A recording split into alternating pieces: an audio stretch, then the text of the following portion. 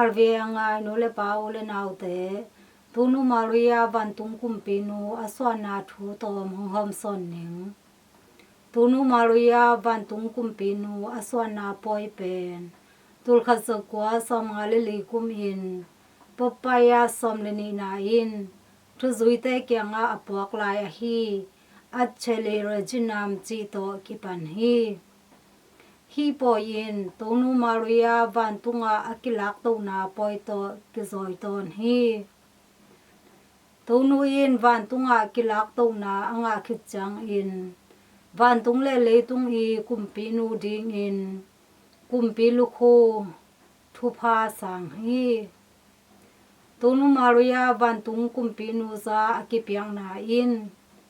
lungdamna laisiangtho gelhpa John i mangmuhna siksan hi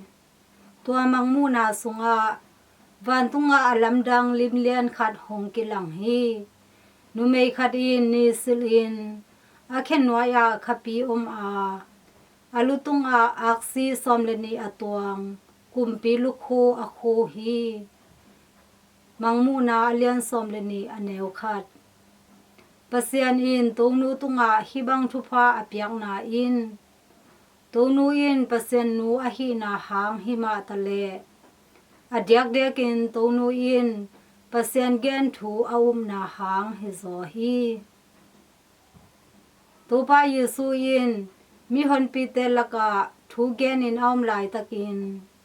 numei khat in mi hon pite lakpan in na hong pai gille na tem noi in thuphanga hi chin ki ko hi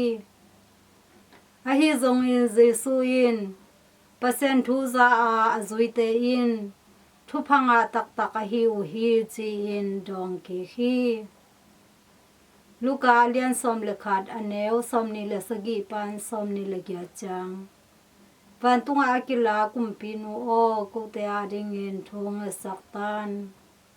Vantung Kumpinu o ko te dingin thong saktan